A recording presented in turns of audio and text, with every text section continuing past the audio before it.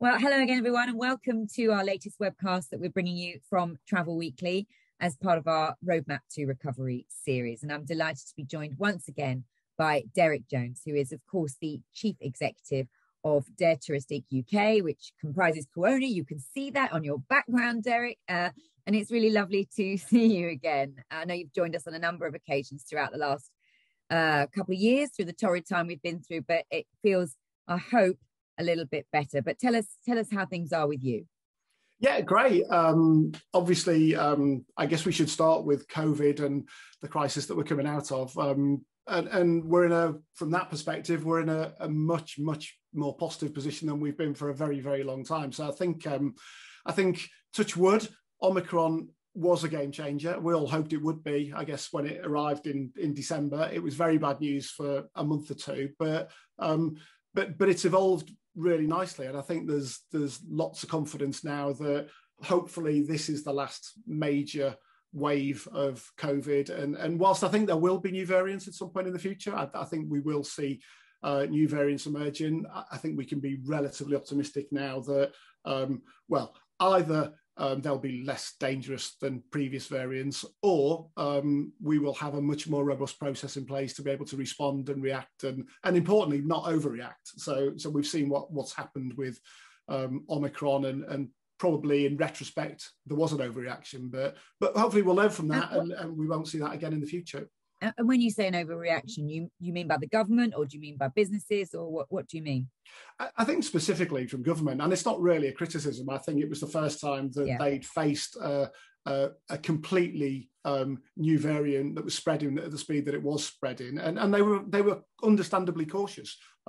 Everything locked down quite quickly. We found ourselves almost back to where we'd been 2 years ago. But to their credit, as soon as the data began to emerge that it was less dangerous, they did lift the restrictions very quickly. They went a long way very fast, actually, to restore confidence into the market. And we've seen that once they do that people are then very happy to book. And this has definitely given people the confidence they needed, not just to book for imminent departures. So there was a lot of people that suddenly, that Maldives holiday that we talked about during the lockdown, that dream that everyone had, the opposite of lockdown holiday. There's a lot of people in the Maldives right now, a lot of people in the Maldives. I bet there are. So we had that sort of immediate surge of people that had just been desperate to get away and wanted to travel. But now we're seeing the sort of further out bookers. So summer is building nicely.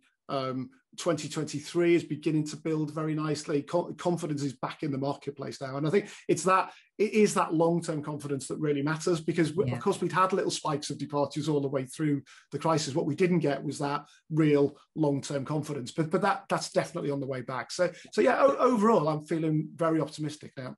And so what happened, Derek? I know you say you had some people that as soon as the restrictions were lifted, they went, but the traditional peaks then, which I know have not been traditional anyway for some years, but we did lose a little bit, obviously January and February, but has it just shifted it all forward a bit, or kind of what happened with your patterns, your booking patterns? Yeah, well, actually we didn't really lose that much of it, to be honest. We gambled a little bit back in December when Omicron arrived, and we'd already committed to quite a big marketing campaign before Omicron, because our planning cycle is we're planning end of November, December for what's going to happen in January. So we put a major campaign together, and we were ready to go when Omicron arrived. I remember sitting down with Dean and sort of going, well, we're going to have to call this. Do we go or do we stop? And we sort of decided we were going to go on the basis that the worst case scenario was we'd still build our brand and we'd still look like a confident tour operator, even if Omicron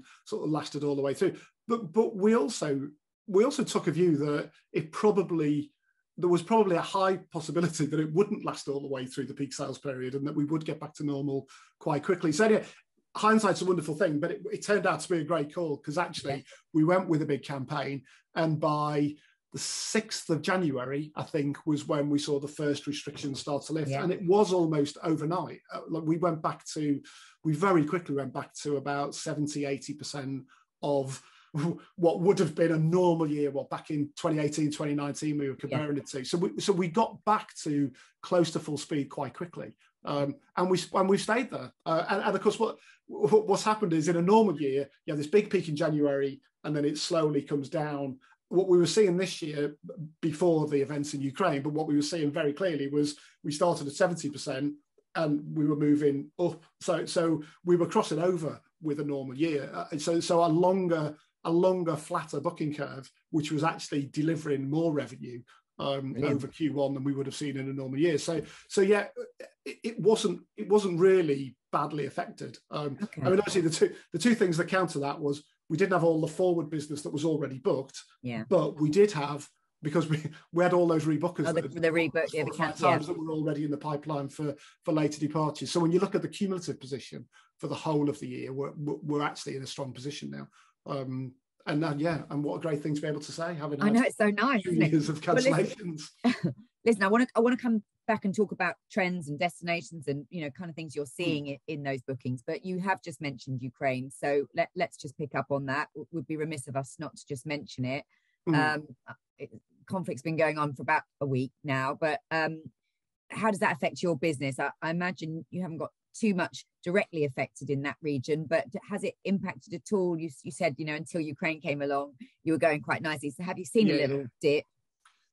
Yeah, I mean, I think that there's three ways, I guess, it affects our business or potentially affects our business. I mean, in terms of direct impact, we don't have huge departures into that area of the world. We have a few of our specialists that have got a few tours that go in that direction. So we need to cancel and amend those. And similarly, Touristic don't have a big footprint on the ground. So fortunately, we don't have a lot of our staff directly affected by it on the ground in Ukraine. So from that point of view, it's not having a major impact.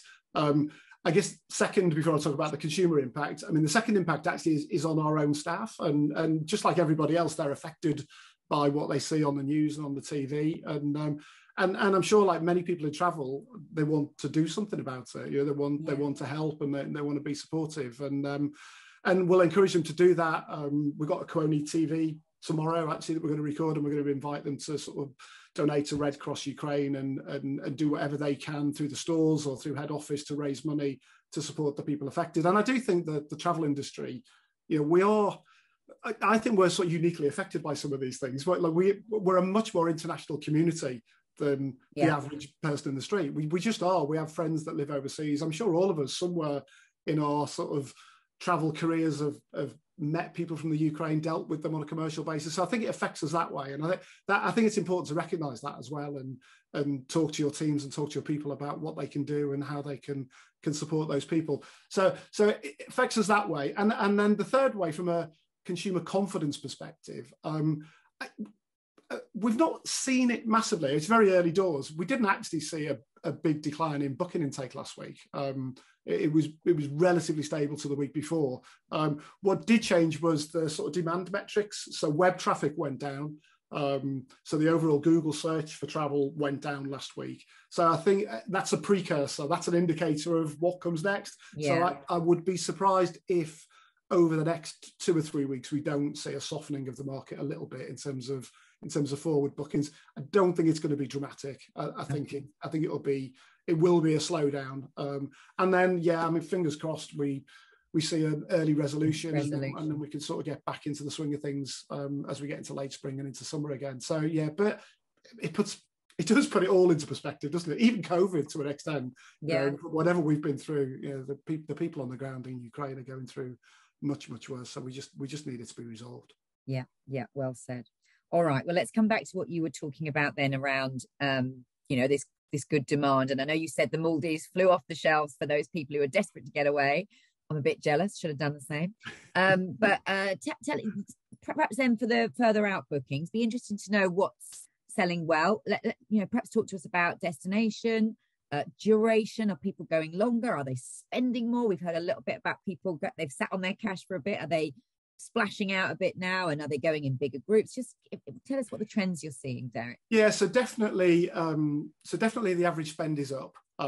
Not necessarily thus far. I mean, that's the final point on Ukraine. Maybe is aviation prices will probably now start to creep up. So, but prior to that, it wasn't really because component pricing was going up. It was because people were spending more. So they were supersizing their holidays. They were extending duration. They were adding extra experiences. They were upgrading flights, upgrading room types. So we saw quite quite a meaningful uplift actually in average booking values in that early period when people first started to come back, and actually some very high value trips were going through our books, even for us. I mean, you could tell there were some people who really had said, right, now we are going to treat ourselves, we're going to treat the family, and we're going to push the boat out. So we definitely saw a pattern of that coming through. And in terms of destination, it's odd actually, even on forward departures, it tended to follow the short-term news about countries opening up. So the Maldives Indian Ocean was quite early back into the market. People were able to travel, and we saw forward business was first to come back for those. I guess the opposite extreme was maybe Far East, where the restrictions stayed in play for a lot longer, but now we're beginning to see that come back. And a great example actually is Africa. So Africa has probably struggled a lot more than some destinations during COVID. And lockdown, you had South African variant, and Africa really did suffer. But once Africa started to open its doors in mid-January, we saw a real uplift in Africa, and real sort of, again, safaris, adventure, people who were clearly treating themselves to the holiday that they'd been waiting for a long time. Caribbean's been strong all the way through, all the way through from recovery, and they've done a great job of sort of managing COVID on the ground. I think that's paying them dividends as well. So we're sort of it was phased. There was definitely some countries came back earlier from a booking cycle perspective, and others a little bit later. But as of now, we're mostly, from a destination perspective, we're mostly back to where we would expect to be. So pretty much everywhere. Maybe Australia, New Zealand are still a little bit behind the curve, but everything else is more or less coming back into where you'd expect it. The only other pattern worthy of note is maybe demographically, there's definitely a shift. So there's more confidence amongst the younger generation, I guess. So honeymoons are back in with a vengeance. A lot of that is pent-up demand from postponed honeymoons and postponed weddings. So, but we are seeing honeymoons, the more adventurous travellers are back in play and back in market. Maybe the older generations are a little bit more cautious, and maybe that's the holiday types as well. So they tend so group travel is a little bit slower to come back. Some of the more traditional group travel is a bit slower. So there are some demographic shifts, but I think they'll unravel quite quickly. I think maybe give it 2 or 3 months. It's remarkable that we could be in so much disruption, and yet actually quite quickly it sounds like things have kind of gone back to a pattern that you know quite well. Just on that point about how the component parts hadn't increased, but it was the consumer spending more. I did a roundtable with some travel agents last week, and they were saying that they got some clients who were booked the same place every year and they love it, but actually they're finding that they can't get as much for their money now because the prices have gone up. And so it's not that the money is an issue with these people, it's just it's the perceived value. So they're actually saying that, and I don't know whether that's because some hotels are just not fully open, so they're slightly increasing their rates, or because flights are at a premium and perhaps the prices are going up. Are you finding that at all as you're putting packages and things together? Not particularly, not yet. I mean, you have to remember that it'll be three full cycles since people last paid and went on an overseas holiday, and inflation over 3 years adds up. So just normal, even if you talk about 2-3% inflation per annum on normal holiday prices, which wouldn't be untypical, you probably would be adding 10% onto the prices that people last paid in 2018, 2019 to the prices they'll be paying now. So the prices are higher because they would be higher 3 years later anyway. But beyond that, the overall pattern is broadly where you'd expect it to be. There are some. Yeah, of course, there are some hotels that are selling particularly well, particularly those that have sold into other source markets. So there are other source markets that have gone back in ahead of the UK market and have done quite well. And then you've got good occupancy in hotels, and clearly they're going to move the prices up. There are pockets where it's more expensive. But if you look on the counter, like aviation prices mostly are lower still. Again, prior to the fuel crisis that we're seeing now. But I've been looking at flights for myself for spring departures. There's still some very low priced flights available for departures in the next 2 or 3 months. So my view all the way through actually has been the first year of recovery, where the prices will hold, because you'll get a balance between, like, the market's back, but it's not back to 100%. Yeah. So there'll still be gaps and there'll still be things to plug, which is always going to drive the price down. And you get on the supply side, people will still want to come back into the market strongly. So you get buy your big holiday this year. I think so, and then further out, and then of course we've got to think about where the economy is and where inflation's going. I mean, I think 2023 we will see more price inflation for different reasons. But right now, I mean, 2022 is the year to get out and get booked and get away, I think. Yeah. And what about, you said that you are seeing some strengthening of demand for 23 already, though, and is that sort of, again, similar sort of pattern, or what are people booking even further out?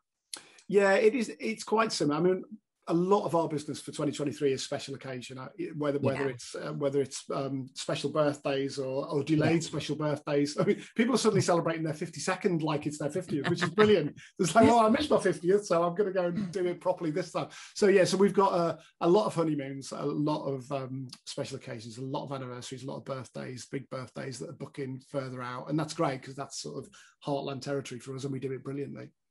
And in terms of sort of servicing all this demand, Derek, I mean, you and I spoke before about how it was always going to be hard coming out of this pandemic to sort of ramp up your operation when you'd had to contract it. Obviously, I mean, I'm talking about you, but I mean, every company will have been in the same boat. So and obviously every call we're being told is much longer because there are still complexities, even though restrictions have eased, there's different requirements in different countries still. So your consultants need more time with each customer. So how's that working in terms of servicing this demand? It's a challenge. Everyone will say the same right now. It's a real challenge, and it's a challenge that's compounded by the difficulty in recruiting as well. I mean, that's the real. We always knew that it would be difficult to fulfill the demand in the short term. But like a lot of other businesses, we got a lot of loyal staff, and they knew what was coming. And we always figured that there'd be this sort of short period where everyone would be so pleased that the market was back that they'd all be grafting away and delivering. And that's when you've got loyalty from your team, you can do that for a while. But then the longer it goes on, the more jaded people become, and you need to recruit back in and you need to fill those spaces. So we moved pretty fast. And again, we sort of gambled and said we need to get in market and start recruiting. And we very quickly realised that it was much more difficult now to recruit for everything. You managed to get some people back that you'd let go, didn't you? Yeah, I know you managed to get some of those back, but then there are some of them will have gone on to other things, presumably, so they weren't available. So where have you got people from? And when you say it's hard, is it just because you can't get experienced people? Is that the issue? It sort of depends on the category that you're recruiting for. There are some similar themes. I mean, in terms of frontline retail sales staff, to find great people is always difficult. What we found is a combination of some of those great people that were in the sector have gone on to do other things, and they're enjoying them. And I think quite a lot of those will one day come back to travel, but they're still cautious. I think there's a lot of sort of, well, I'll wait and see, actually. Yeah, I've got this other job. I'm enjoying it. It's fine. It's paying the mortgage. I'm not sure I'm ready to jump back into travel just yet. And I'm hopeful that maybe a year down the track, we'll see some of those people come in. There's another community of people who, I don't know, I'd call them the sort of the lifestyle changes, the people who have found a different work-life balance. They've discovered that there are more important things in life than the job 9 to 5, and they've just got no intention of coming back. They're starting their own businesses. They're doing other things. They've just changed their perception of work life and what it means to them. And I wish them all the best in the world. Actually, good luck to them. Yeah, they've found a different priority and they're doing other things. But that does mean that the pool that we're fishing in now has a lot fewer fish in it. So that makes it difficult as well. And finally, there's salary inflation as well. I mean, I think people have realised that I guess it's a bit like the sort of lockdown flexibility thing, is that now when people are looking, particularly for retail, when it's like, well, okay, well, you want me to work till 10 o'clock at night because it's in a shopping centre, and you want me to travel in and out of a store every day. And I think the value that's placed on that by the employee is gone up. So we've definitely seen a requirement in retail to shift our salaries. And of course, the challenge then is you can't just shift your salaries for your new joiners. You have to go back and look at everyone that stayed with you throughout the pandemic and make sure that they're rewarded as well. So there's a and is there's it just salary? inflation. Is it just salary, or are you also having to give? I know they've got to perhaps be in the shop if it's in a shopping centre, whatever. But are you having to do more flexibility? Is it around culture? Is it around perks? Like, is it just the salary that you've shifted, or have you had to look at other things too? I think, well, there's two sides to that. From a head office perspective, which I'll maybe come back and talk a little bit more in a second. But head office, yes, it's about work-life balance and it's about flexible work. And obviously, in a retail environment, you have opening hours. You can't offer that level of flexibility. So we've had to look at it in different ways. And I think, on the scale of things, we're a good employer. We always have been. People like working for us. We've just done a survey across all of our staff to just do a litmus test of how they're feeling. And we've got great. Our sort of internal NPS score is heading towards 60. So we've got very engaged staff. So the people that we've got, we take good care of and we do the right thing. And obviously we have to stay more focused than ever on making sure that we get that right. And people want to work for us as opposed to travel company B or travel company C. I mean, we're all in the same game. Or not travel company at all. No, exactly. Another sector that might be more attractive on salary and things like that. Okay. No, but it's a buyer's market. If you're looking for a job, it's your market. Now's the time that everything favours the person looking for the job, and employers have got to be really keen on the benefits that they can offer and the reasons why they should choose you over somebody else. And that to come back to head office, I mean, we've implemented a full flexible hybrid working process. So we can recruit to head office from anywhere in the country now. I mean, you don't need to be in the office every day anymore. You don't need to be in the office at all effectively, other than maybe once or twice a month to meet up with colleagues. If you want to go in the office, you can.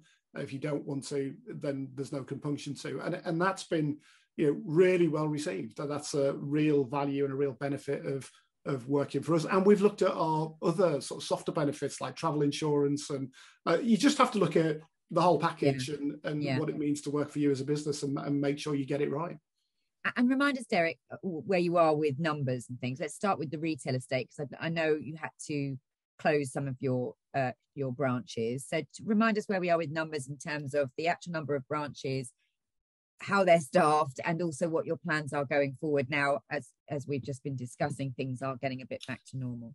Yeah, well, the headline numbers, we went into COVID with about 50 stores. We'll come out, we have come out with about 30, and of the 20 that closed, 10 of them were in John Lewis partnership stores, and 10 of them were high street. So it was a pretty even mix of John Lewis locations and high street locations. So we're left with 10 John Lewis partner stores and 20 standalone stores. But the other thing that changed during lockdown was the whole high street rental market has shifted. The high street has changed again. There's less confidence in the high street. So we have, as part of that process, we've looked at all of the existing leases on the remaining 20 high street stores, and we've been able to renegotiate much more advantageous terms on almost all of them. And then that led us to look at new locations. So we then started to say, well, actually, this has sort of changed the profitability model of retail now, because it's much more attractive if we can. A combination of not having to be in prime locations, because the prime locations don't drive all the footfall anymore, and the change in the rental market. So great example is Aberdeen, where we were actually in the John Lewis in Aberdeen, and John Lewis closed the Aberdeen store. So we were left homeless effectively. Yeah. But we have found a new location in Aberdeen. We've got a high street location, great terms, and we're going to open a new store there within the next 2 or 3 weeks. So and we are looking now for store expansion again on the high street, because the model is significantly more advantageous to us to do that than it was. It's advantageous financially. You've explained that, but you also said that high streets are, not as busy as they were. But so you still feel confident that that's going to come back and people will come to a high street store to book a holiday. To a degree. That's not, our model, that never was our model, and even more so in the future, it won't be. So we spent a lot of time during lockdown looking at our overall strategy and trying to evolve. We did a lot of thinking, and there's some other things I could talk about that have come out as a direct result of that. But we did think a lot about the future of our retail estate. And I guess the two things that really have changed is we're not going back only selling Kuoni. So our retail stores now will sell a whole range of curated, still premium, but curated premium third-party products. So on ski, we're selling Club Med, we're selling Nielsen. We've got some really lovely product on the UK market, which we introduced during lockdown and which we're going to carry on selling moving forward.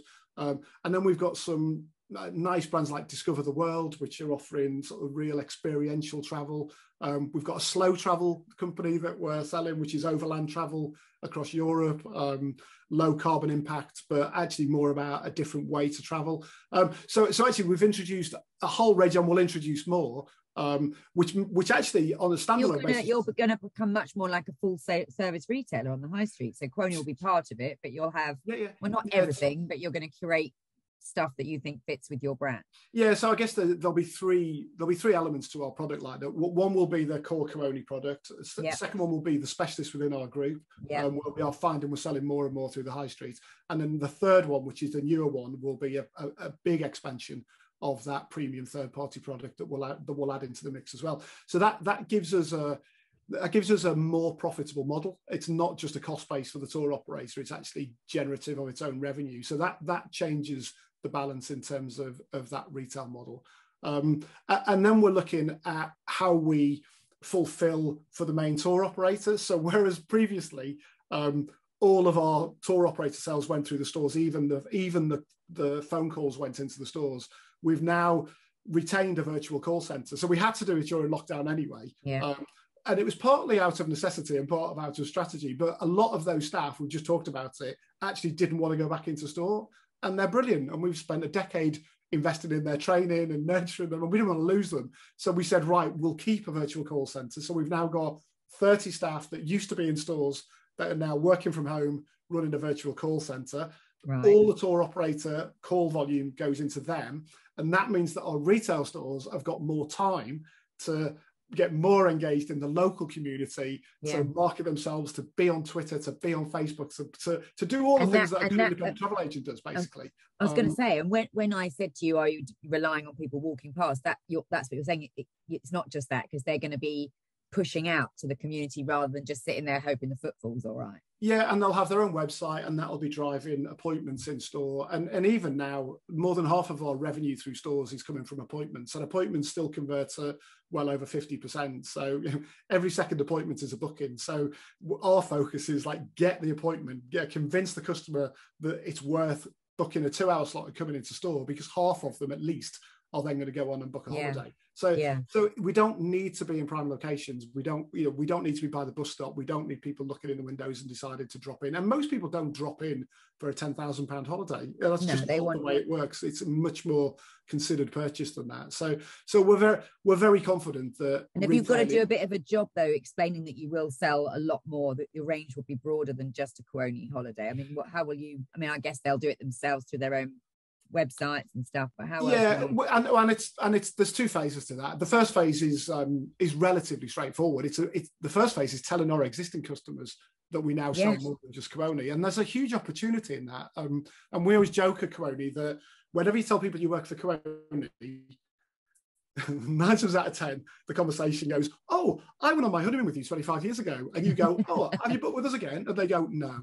It's like it's the worst repeat model ever in the history of the world. So like those people who book their honeymoon with us, now we've got a whole range of product that we can immediately go back to them with and say, have you considered booking your ski holiday with us? Have you considered booking your UK break with us? And that alone will generate a lot of incremental revenue from our existing customer base. And then beyond that, we'll then market ourselves into other markets and explain that as a retailer, we sell more than just the Kuoni portfolio. And I don't know if you know the answer to this yet. Maybe it's just as many as you can find, but you talked about the expansion was now the plan for locations on the high street. Would you want to get back up to 50 again, or could it be even beyond that if you're at 30 now? I think we'll be driven by the experience of doing it. We'll follow the market. If we do that and we see that it's profitable and it's generating new revenue for us, then we'll continue. I mean, we know we've got a lot of experience. We know which locations we've previously been successful in. We know which ones we moved out of because the rents we had were too high. And we know that if we go back into market now, we could get in for significantly less than we came out for. So we can model it quite carefully for each of those locations. There will be more stores on the high street, without a doubt. I'm not absolutely certain at this point where we'll end or where they'll be, but there will be more than there are today. And everyone's saying, coming out of COVID, with everything we've been through and people not being able to get refunds and, you know, needing their hands held, you know, that travel agents do have a bright future, and everything you're saying, Derek, would suggest, I mean, even you're going back to that even more traditional, you know, travel agent model, aren't you? Yeah. No, and actually to reinforce that, since January, third-party travel agents have been super successful for us. So we've seen quite significant growth from travel agents, but versus where they would have been in January, February 2019. And I think that's partly, I hope, partly because we've done the right thing by them through the crisis, and we've refunded their customers and we've looked after them. So hopefully we've built some trust in that sector during the last 2 years, but partly because of their own success. I mean, partly we're riding on their success. They've come back, and I'm sure they too have looked after their customers and they've been there for them. And we've seen the stories of what travel agents were doing during lockdown and how they've maintained those relationships with customers. So absolutely, it's both, you know, but I think both of those things have come together quite nicely. And third-party retailers shouldn't be worried by your sort of slight change in direction with your own retail estate. No. I mean, in terms of our Kuoni sales, I mean, all the promises that we've lived by for the last decade about not undercutting them on price all still apply. I mean, that's not a game that we've ever been interested in, and neither will we be. The third-party product range that we will sell will be curated premium product. We're not trying to be a mass market travel agent. We're not selling everything to everybody. That's not what we want to be. There's plenty of space for us to work alongside other travel agents on the high street. Okay, good stuff. Now, you talked about all this thinking you did, Derek, over lockdown, but you did come out with a new brand recently, Breeze. So, I mean, that I guess was one of the new innovations. You might just want to quickly remind us about that. It's your US product range, but anything else on the horizon with all this thinking? Want to see what it's going to produce? Well, I mean, I guess that's part of it. Because I mean, I guess we've talked a lot about our retail stores and how our thinking evolved on that side. On the tour operator side, we did also think long and hard about how we wanted to come back as Kuoni, as a tour operator. And I guess what we did was we looked at the whole Kuoni brand portfolio in terms of the product offering from Kuoni, and we realized, and we'd always sort of thought this to an extent, but it's not one single thing. There's this heartland Kuoni, as I call it, and this is the bit actually that B2B travel agents have always sort of thrived on, is that sort of special occasion Indian Ocean. I don't want to call it beach because it is more than just beach. It's, you know, car and driver in Sri Lanka. It's safari in Africa. It's all those things that we're famous for. That everybody loves us for. But it is very much a thing, and that thing is very different from bespoke, tailor-made itinerary, which might be more similar to something that, say, Audley would do, where you've got one person on the phone and you've got a real destination expert that's delivering a very specific piece of advice on a specific destination that you've never been to before and you're very unfamiliar with.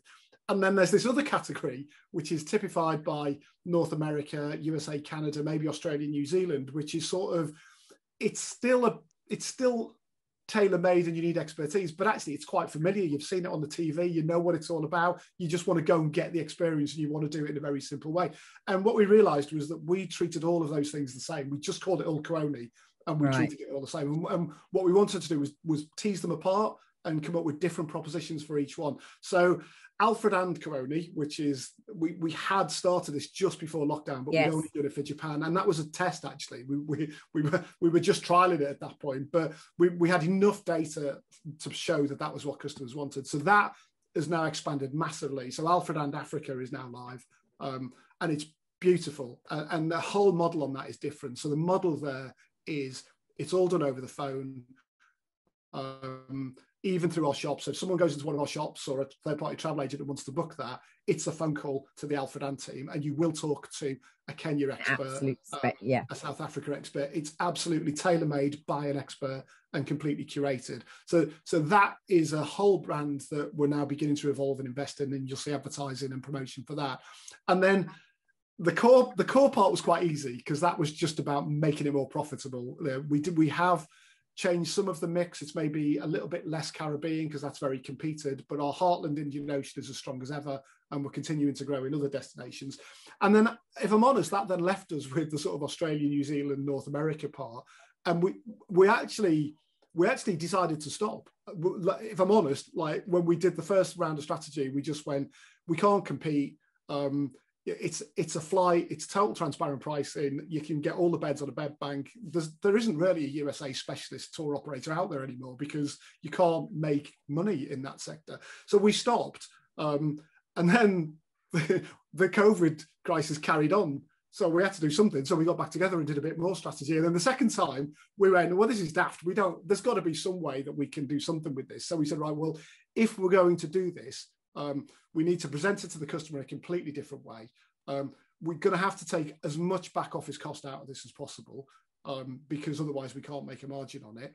But it still needs to be a Kuoni product, because we can't do this and not offer. We can't not underpin it with our guarantees of service and quality. It has to be part of the family. It has to be delivered by us. So that turned into Breeze, and that's why Breeze is an online only offering. Because it has to compete in that market space, and we can't afford a big cost base sat behind it, and it has to look and feel very different. Otherwise, there's no reason why people would come to us as opposed to just doing it themselves. So if you look at Breeze is like the Netflix of travel. I mean, it's totally inspirational. It's all about us giving you ideas about the type of holiday that you want, and then you literally can browse through until you find the category of holiday or the particular itinerary that's the one that you'd like to do. Click on that. You can then tailor it to your heart's content, all bookable online in 3 clicks, and very, very different in look and feel to Kuoni, but still by Kuoni and still underpinned by everything that Kuoni can deliver. So we launched that 2 weeks ago. It's got off to a great start. We had lots of bookings in already. Great response from sort of consumer media. Travel journalists think it looks great. So we're really excited. I think that's okay. And you just mentioned there about booking online, and it just reminded me that we've had a few agents unable to get through. This is not just you, but unable to get through to all tour operators necessarily on the phones, and we know why, because people haven't quite got up to speed with staffing levels yet. But then they're saying, and then we can't get through and book online either. So I know you can with Breeze, but I think agents are a bit frustrated around that. So what are your, have you got any plans in that area, or any response to that? Because they want to book your holidays. Yeah, no, and we want them to book them. I mean, hopefully that's not us that they're saying they can't get through to. And we have been available for travel agents. Our call answer rate's 96% in January and February, and we haven't had that feedback specifically from Kuoni. Although I do take your point, I have heard that that's been said as well. I think it's a sort of strategic decision on our part. We've never sold any volume of holidays through the trade directly in an online environment, even though we have offered that facility in the past. And we did take a proactive decision that we would turn that off effectively. It's not the way outside. When I was talking about our overall consumer strategy, I was talking about Alfred And Kuoni. The model for us there is we want the customer to talk to us. We want an appointment in store. We want them to call us directly. Because you can upsell them, presumably. That philosophy applies to our travel agent partners as well. We want them to talk to us. The way we can add value and create the best holiday for their customers is if they pick up the phone and have a conversation with us. Now, I get that means we've got to answer it. If we don't answer it, then we fall into the first hurdle. So we promise to answer the phone, but we very much would appreciate travel agents taking the time to call us and to give us their requirements and to allow us to and you're not going to make you're not going to make that website bookable, because your model is to be able to speak to that agent and get the holiday. Absolutely. Okay. That's our approach. Okay. All right. Fair enough. We could carry on talking for ages. I had more to ask you about, but I am a bit conscious of time. I mean, I know people like listening to you, Derek, but I mean... and you, Lucy, I'm sure. All right. Well, I think we've probably covered a lot. We'll just get you on again, Derek, in a few months' time and see how things are going. But listen, it's so good to hear your positivity. I mean, you're always pretty optimistic, and but it had been tough, and I think it's great to see you coming out the other side. Lovely, to hear your plans for the future. Great that you're recruiting again, and really exciting to hear what your plans are on the high street as well. So thank you so much for your time today. No, you're welcome. It's great to chat to you, always. All right. See you soon. Thanks, Derek. Thanks, Lucy.